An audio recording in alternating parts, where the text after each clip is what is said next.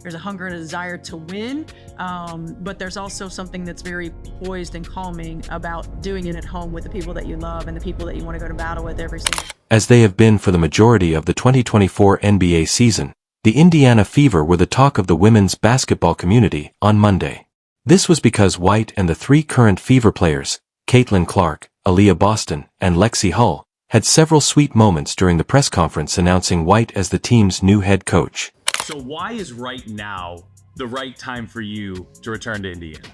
You know, I can't imagine the stars aligning any better. You know, certainly after having gone off and had a number of other experiences from a coaching standpoint, growing up, learning, the Fever going through some changes as well. And now at this point where basketball has taken to another level in the WNBA and for the Indiana Fever, and to be able to come back and work with another 22, you know, a generational player in Caitlin Clark, a generational player in Aaliyah Boston, certainly when you think about back-to-back Rookie of the Years and what each of those players have done up until this point for their universities, in the game of basketball, for the women's basketball culture and community. It's unprecedented. At a press conference held at Gainbridge Fieldhouse on Monday, where Stephanie White was formally introduced as the franchise's new head coach, Caitlin Clark seemed just as excited to begin working with her as the new Indiana Fever coach did. "We are aware of how much of a legend she is in Indiana." According to ESPN, Clark informed reporters, "I think it's really cool to play against her. I would say that her teams always had the best scouts against us, which I believe just goes to show how knowledgeable she is about the game and how to analyze things." She was also drafted 21st overall by the now-defunct Charlotte Sting, who was the team's 4-year player and assistant coach under Lynn Dunn when they won the WNBA championship in 2012. White had previously been the team's head coach in 2015 and 2016 and the Connecticut Sun for the previous 2 seasons. At what he saw as a pivotal moment in women's athletics, White will now coach one of the biggest names in women's basketball. And to be able to work with those guys and Kelsey Mitchell, who I think has weathered the storm of Indiana Fever basketball, and I felt like had the best year of her career, you know, this year. And really, when you think about teams, you think about a core 3, right? You think about a big 3, and to be able to work with that big 3, and continue to work and put pieces around them to compete for a championship, back in my home state, it couldn't have aligned any better. We've been waiting for this moment. So I'm not sure if you prepare for it or embrace it as much as you embrace it. In an NBA interview, White talked about coaching at such a crucial juncture for the WNBA. "Consider the momentum going ahead today, where we want this league to be, and where we still hope it will go. Just enjoy the moment."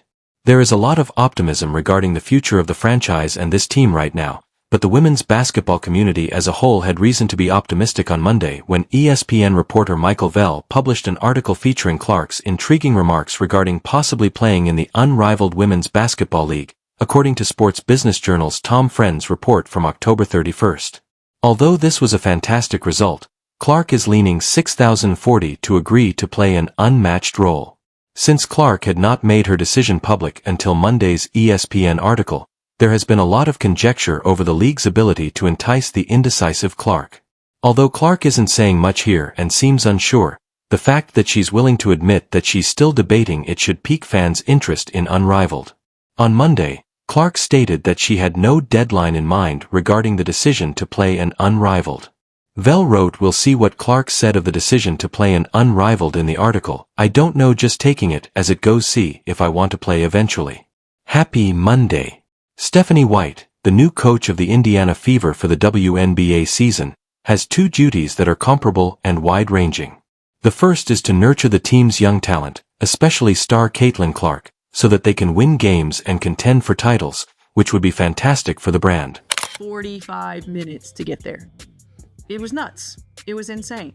And, you know, for the first time, you know, calling her games on the road in a sold-out environment and seeing the hoopla, you know, I guess you could say Taylor Swift 2.0.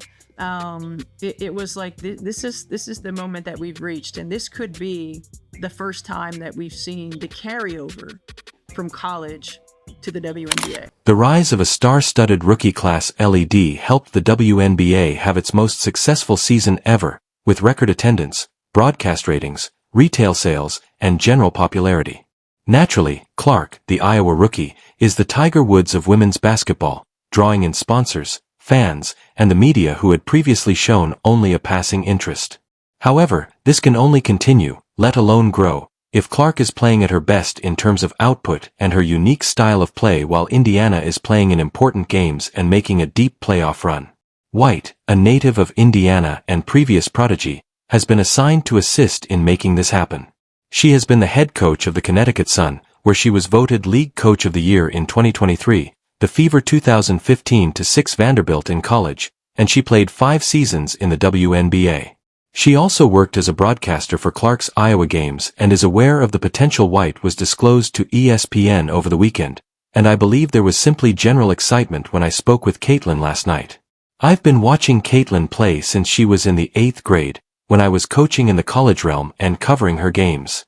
It's been an exciting time for me, and I'm looking forward to working with her and this young team. She loves basketball and is a student of the game White ad.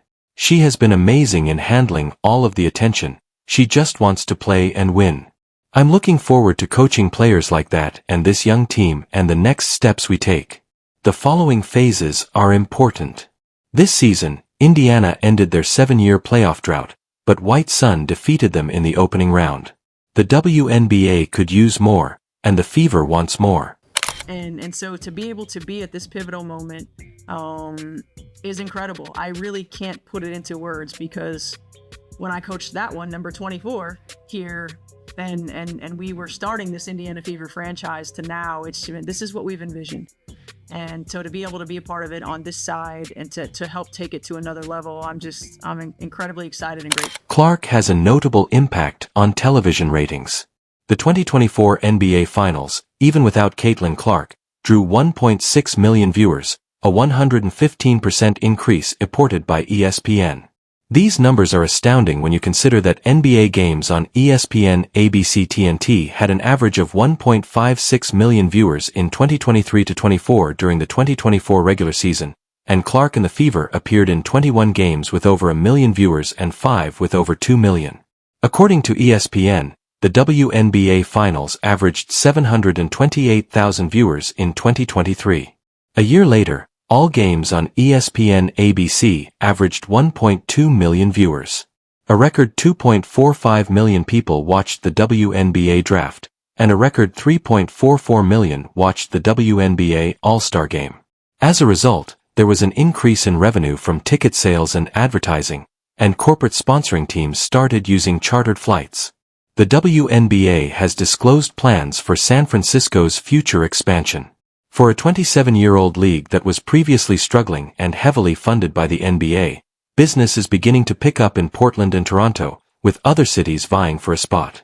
There is no denying that the WNBA has many outstanding players and teams, including players who perform better than Caitlin Clark despite being a rookie on the first-team All-WNBA, but none have been the attraction. They simply haven't. The PGA Tour has many great players before Tiger Woods took it to new heights of fame. It is up to the sport to take advantage of the good fortune of having such a celebrity. Thanks in part to her recent trip to the NBA championship game, where her Iowa Hawkeyes lost to South Carolina in front of 18.9 million spectators, Clark was able to shift the needle right away. However, one of the WNBA's success stories was that fans stayed interested as the team recovered from a poor start, and the team not only began winning, but Clark also fit in with the program and set records with a number of outstanding passes and logo 3-jumpers. The crowd expects to see the stars perform the songs, and Clark did just that all summer long. White must now emphasize this not only because the Fever have a fantastic young core of talent, including 2023 WNBA Rookie of the Year Aaliyah Boston, but also because the WNBA has plenty of room for further EXP expansion. Throughout the 1990s, Michael Jordan would have stayed Michael Jordan, but the Chicago Bulls' excellent coaching and 2 complementary squad assembling allowed the NBA to capitalize on his abilities and win 6 titles. The better for Indiana and the WNBA, the more Clark plays to her potential as one of the top 5 players in the league and in an entertaining, high-octane style.